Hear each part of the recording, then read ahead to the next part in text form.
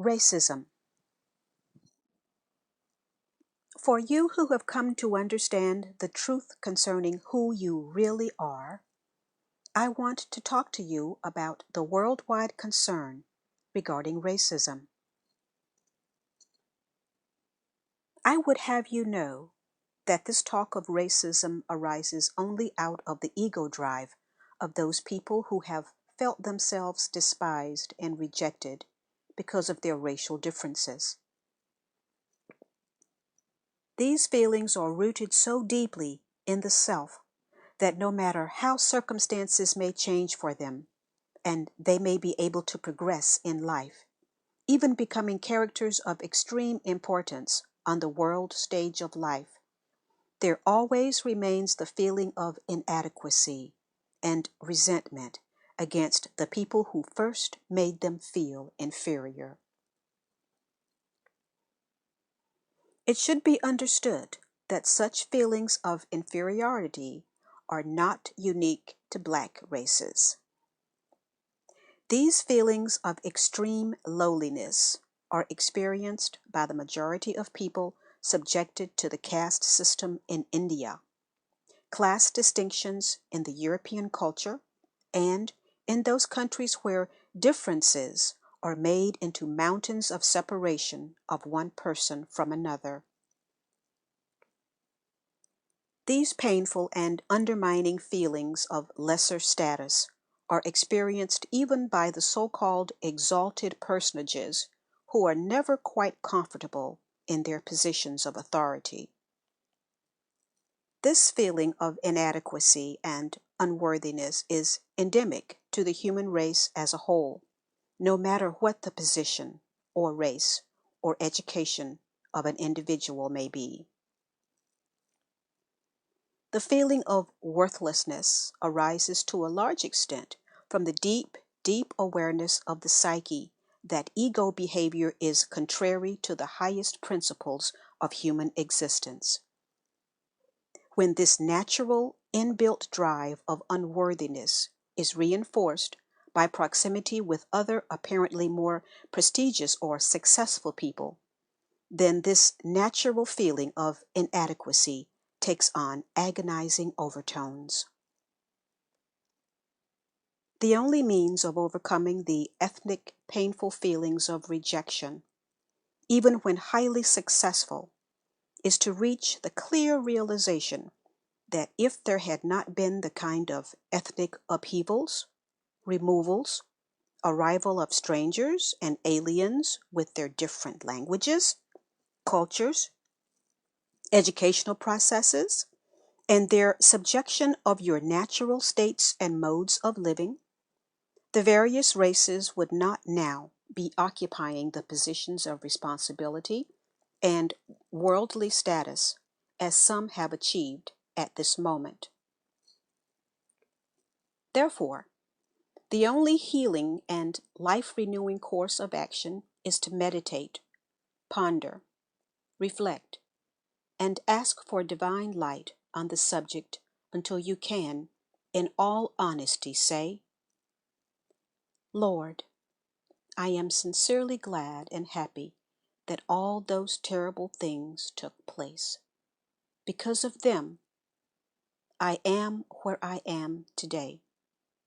Because of them, I have been given an opportunity to test and experience the extent of my endurance, intellect, emotions, talents.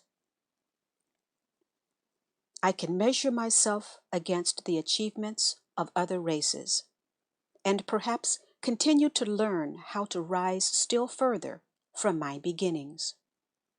I thank you for the strength and inspiration to show my basic equality with everyone else. I send out my thoughts of love and gratitude to those who laid the foundations for my present good all those many, many years ago. You can also reflect upon the fact that it was inevitable, according to the laws of existence, that those who were connected with slave trading and other tragic events or were responsible for handing out pain and torture to other human beings should return in a future life as a member of the downtrodden races and suffer grievously. When born into black races, it is more than likely these people were vociferous in their demands for equality and humane treatment for black people. Such a person may even have been your great-grandfather or father, and you may be wondering why life has treated the poor soul so badly.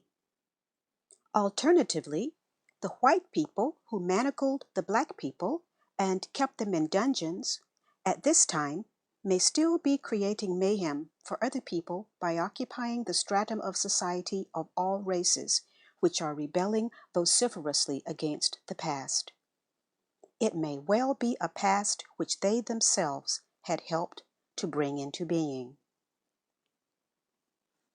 It is a fact that people are reincarnated into different strata of society in different races to enable the soul to learn some meaningful lesson as it journeys upwards towards Christ consciousness.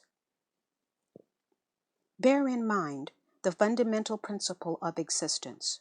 You, yourselves, create your tomorrows.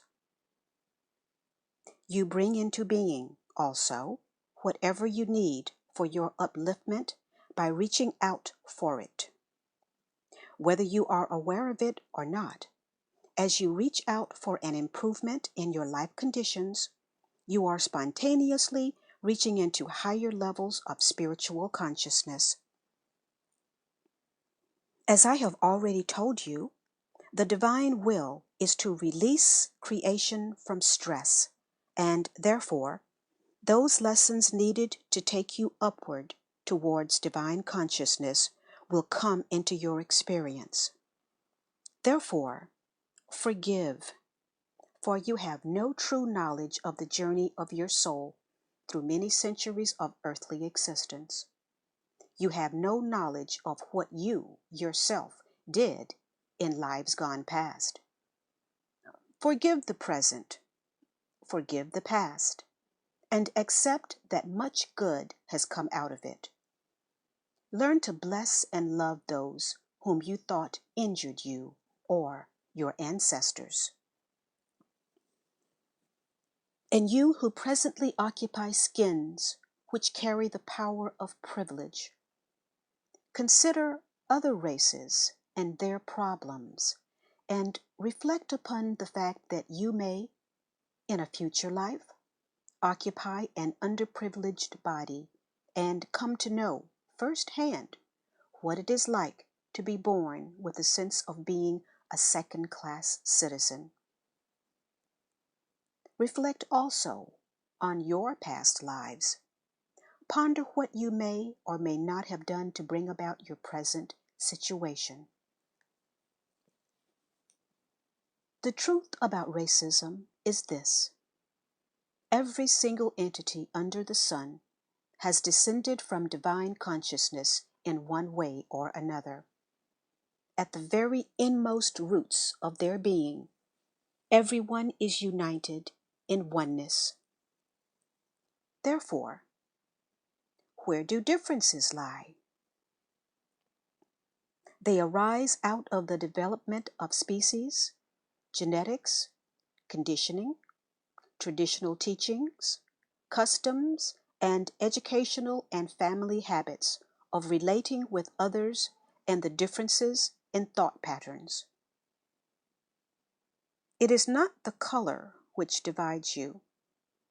A small child of every race and color, because of its innocence and spontaneity of self-expression, will find acceptance in the heart of most adults. It is the consciousness which divides you and which is felt on every level of your being. For you are all, despite your materialized bodies, consciousness forms, expressing consciousness patterns, and consciousness forms receiving consciousness patterns from others. The consciousness of each individual is their reality, not their skin or appearance, and it is the consciousness of people which either attracts or repulses others. You can rest assured that you will only overcome your sense of racial differences when your mental, emotional thought patterns are in sympathy and when your values by which you choose to live throughout your day are the same. Until that time comes, it is useless for people to be angry with one another for experiencing racial differences. They are endemic to the human condition. If you want to be accepted completely into another race, you have to change your values, your perceptions, your ideas, modes of living, and of relating to others to match everyone else's in that race. Racial differences then die a natural death. If you are not prepared to take on the consciousness of the race you wish to join, then acknowledge, accept, and respect with love the differences in consciousness. No one has the right to demand you should ignore the differences. Most importantly of all, choose the highest standards on offer in the world. Work to embrace and use them, and then all skin colors will take on a new and inner beauty which none will be able to resist. All people will then willingly bond in perfect harmony. Physical appearances of every color will also change and take on new inner beauty. When these letters have been distributed throughout the world, and groups of people bond together to live within the spiritual laws of existence, such groups will find they are living harmoniously protected lives, although there may be mayhem going on around them. Everywhere, those who bond together to learn how to enter and live within the wholeness of being, which I termed the kingdom of heaven over 2,000 years ago, will discover that their circumstances are surely changing. I urge you to meet together on a Sunday to speak of your many blessings, give sincere, wholehearted thanks, and raise your minds in praise of that which has given you being. Meditate together to draw divine consciousness through your minds into world consciousness, that the nature of the divine may more and more imbue the nature of the world psyche with its own transcendent love. Your groups will emit spiritual consciousness energy, which will influence mind energies around you.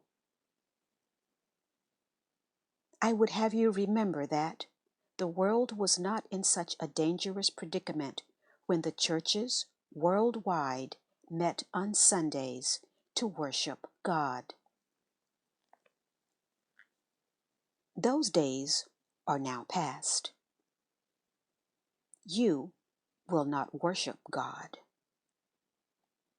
You will build up a strong awareness of divine consciousness universally present. Its universality and scope of creativity will be ever more firmly entrenched in your minds by means of sincere praise. In the silence and stillness, you will all reach out to divine consciousness and invite it lovingly to take possession of your mind and heart. Thus, little by little, will you become unified, and the divine consciousness will, more and more, take possession of the world as was its earliest intention.